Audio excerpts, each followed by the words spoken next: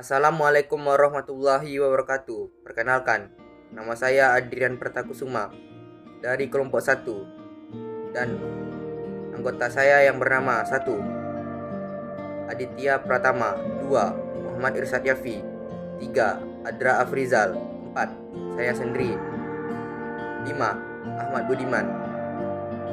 Kami dari kelompok 1 ingin mempresentasikan hasil diskusi kami yang bertemakan rantai. Tanpa berlama-lama, materi selanjutnya akan disampaikan oleh Ahmad Budiman. Kepada Ahmad Budiman dipersilahkan. Terima kasih. Di sini saya akan menjelaskan tentang yang pertama itu tentang pengertian rantai. Rantai adalah rangkaian potongan-potongan yang berkaitan. Biasanya terbuat dari logam dengan sifat keseluruhannya mirip dengan tali. Yakni bisa lentur dan melengkung, tetapi juga bisa lurus, kaku, dan menahan beban. Rantai merupakan salah satu alat yang dapat membantu dalam mengikat barang, menarik dan mengangkat beban untuk dipindahkan dari suatu tempat ke tempat lainnya. Yang kedua itu tentang sejarah rantai. Sejarah rantai ini pada awalnya digunakan untuk mengambil air dari sumur dengan menggunakan ember sebagai alat bantunya. Dan seiringnya perkembangan zaman, rantai mulai banyak memiliki manfaat dan kegunaan di segala bidang. Pada abad ke-16, Leonardo da Vinci membuat sketsa rantai yang bentuknya lebih sempurna dan terus mengalami penyempurnaan desain dan bentuk dari generasi ke generasi sehingga rantai menjadi bentuk seperti sekarang ini. Selanjutnya itu fungsi rantai secara umum. Fungsi rantai secara umum ini terbagi atas 4. Yang pertama itu alat angkat. Itu sangat efisien digunakan untuk mengangkat, baik itu angkat berat ataupun angkat ringan. Ringan karena memiliki nilai brake load yang sesuai dengan beban. Yang kedua itu sebagai alat tarik. Alat tarik ini kebanyakan digunakan untuk aplikasi transportasi seperti derek mobil dan juga bidang perkapalan. Yang ketiga itu sebagai alat ikat. Kebanyakan digunakan pada bidang lodging rumah tangga, dalam bidang kargo sebagai alat ikat barang. Terus yang keempat itu ada sebagai fungsinya itu sebagai dekorasi. Yang dekorasi ini digunakan untuk dekorasi ruangan yang desainnya menggunakan konsep rantai. Selanjutnya itu jenis-jenis rantai. Yang pertama itu rantai baja, rantai jangkar, rantai besi, dan rantai stainless steel, dan juga yang terakhir itu rantai galvanis. Mungkin sekian dari saya. Saya pertama akan menyambung materi dari kelompok saya, yaitu rantai baja. Rantai baja dibuat khusus untuk aplikasi tarik dan juga ikat sesuai dengan namanya.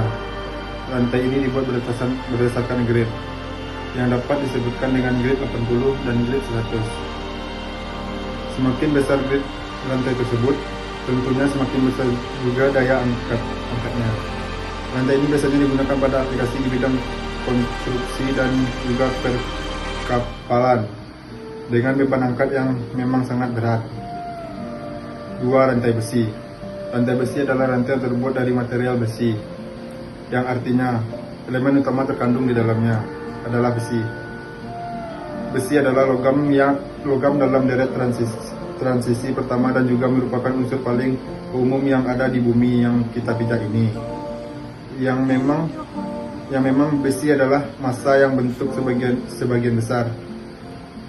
3. Rantai jangkar. Sesuai dengan namanya, jenis rantai ini adalah rantai yang digunakan untuk aplikasi jangkar pada kapal. Rantai ini terbuat dari material besi baja yang dilapisi cat karbon sehingga dapat menahan karat jika dicelupkan kepada air laut. Selanjutnya itu rantaian stainless steel. Rantaian stainless steel adalah rantaian yang dilapisi dengan finishing stainless steel yang lebih berkilau atau berkilap banyak. Rantaian ini mengandung kandungan stainless steel dengan nilai SUS 304 dan 316. Rantaian ini banyak digunakan untuk aplikasi dapur, lasting, pemberat pral, pagar, dekorasi yang masih banyak lagi. Kekurangan dari rantai ini adalah tidak bisa digunakan untuk aplikasi lifting karena memiliki nilai breaking load yang rendah, sehingga hanya cocok untuk menghias, pengikat, dan pemberat saja. 5. Rantai galvanis. Rantai galvanis adalah rantai besi yang dilapisi dengan lapisan galvanis yang bahan dasarnya adalah seng. Dengan lapisan-lapisan ini, rantai besi akan lebih tahan terhadap karat dan juga korasi. Rantai ini memiliki kekuatan angkat yang cukup untuk menangkap dan menarik beban, sehingga rantai ini bisa digunakan untuk jenis pengangkatan dan tarik ringan. Sesuai dengan keistimewaannya yang tahan terhadap karat, rantai ini bisa digunakan orang-orang untuk aplikasi yang berada di daerah yang rawan korasi pengaratan seperti laut, pantai, dan lain.